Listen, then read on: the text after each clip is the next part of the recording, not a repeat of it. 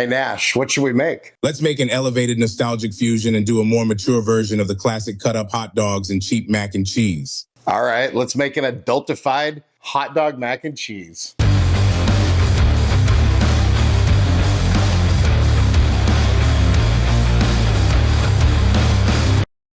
Welcome back to Chaos Kitchen, where we love fusions and we love nostalgia. I don't know about you, but I remember growing up eating mac and cheese with cut up hot dogs in it, and sometimes, maybe this makes me a psycho, I'd even put some ketchup in there. So I thought, hey, let's take that nostalgia and make it more mature into a dish that would be an acceptable dish for an adult to eat. So that's the plan for today, and without further ado, let's go.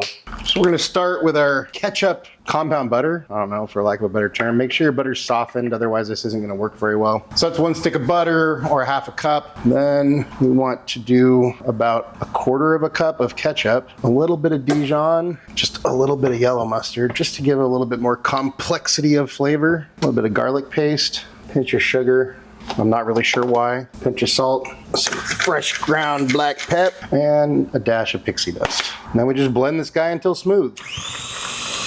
And we want to get out some plastic wrap, and we plop our guy right down in the middle. Make sure you get it all. And we just want to roll this guy up, and then roll it nice and tight, like super tight. Keep it nice and tight. That's what she said. And we fold the ends up under, and we throw this in the fridge until it's firm. Should take, I don't know, maybe an hour. Off we go. 1 hour later. So for our breadcrumb topping, we start with a hot pan on medium heat. We put in 2 tablespoons of our compound butter, and then we just get that melted. Then once your butter's melted, we add a cup of panko breadcrumbs. Let me get that all mixed in, get our breadcrumbs nice and coated with that compound butter, give them that strange orange color. Just get everything mixed in. It's like the color of pumpkin pie or something like that. I don't know, sweet potatoes, sweet potato pie, sweet potato pie, pumpkin pie, whatever. Once everything's all coated, then we just get these guys cooking, stir them often, frequently, whatever the right word is. And then we just want to get a little bit of toast on these guys. So get them a little bit, I would say crispy golden brown, but as you can see, they clearly have a very orange color. So some sort of golden brown version of orange. So for now, we just kind of let them go. Takes a little bit of time, not too much time, a couple minutes. And then once you have a little bit of golden browning, nice and crispy, kill the heat, and we set these guys aside. So one portion of our adultification of this dish is gonna be the hot dogs. Instead of hot dogs, we're gonna use andouille sausage. So we're just gonna go ahead and slice these into little coins. Then we wanna bring 4 to 6 quarts of water up to a boil. Go ahead and salt that. Then we pour in a pound of pasta. What kind of pasta you use is up to you. We're using Celentani. They're those corkscrew deals. I like them because they're like a fancier version of elbow mac. And they got more surface area, so they hold onto the sauce even better. But you use whatever you want. I don't know, use the little elbow backs, use the bigger corkscrew Celentanis, use a rotini. You want to make a mac and cheese with spaghetti? I suppose that would work. Does size matter? I've heard it doesn't. Does shape matter? I've heard it, you know the rest. Anyways.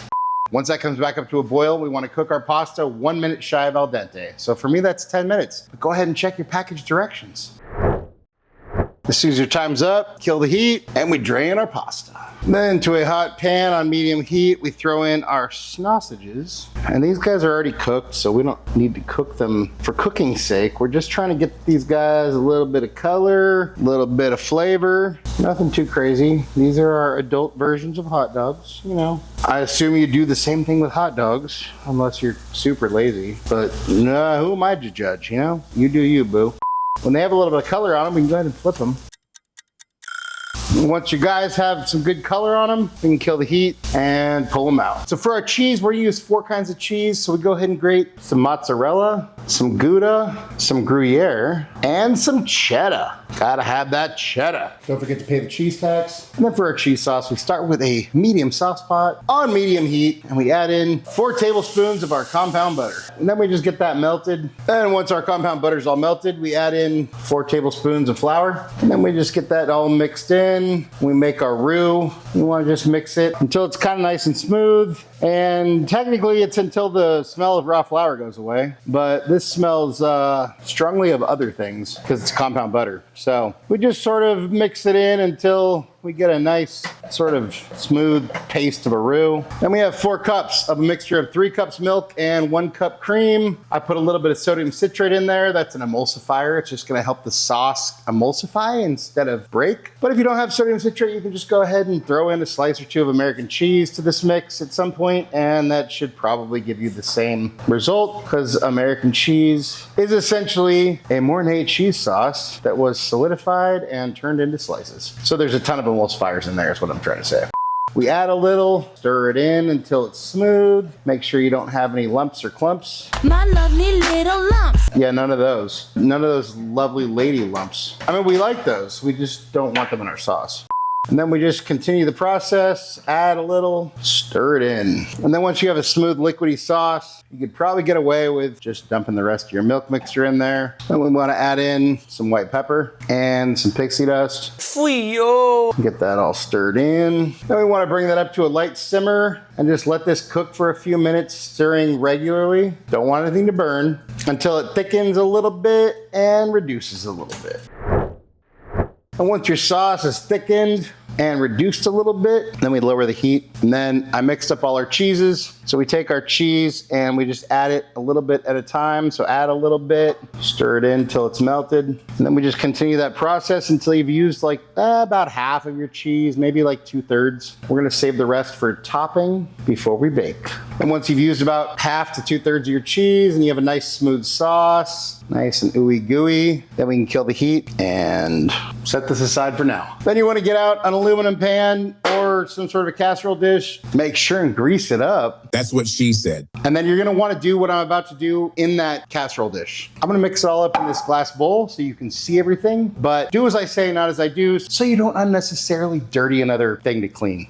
In the bowl, or in your case, the casserole dish, we add in all of our pasta. And then we add in our sausage coin deals. We try to disperse those evenly, or as best you can. I don't really know how to do this. Then we pour our sauce over this whole deal. Then we get this all folded in. Make sure and get everything covered. That's a thick one.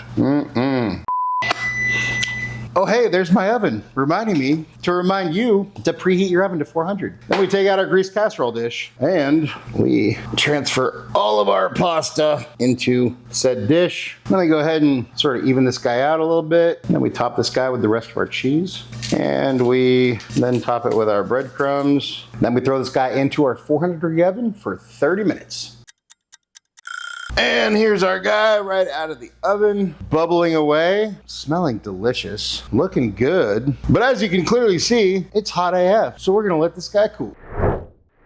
And after a little bit of cooling, here's our guy. We'll just go ahead and take a piece. Oh yeah, look at that. That's looking good, looking good. And there we have our adultified hot dog mac and cheese, or whatever we're calling it.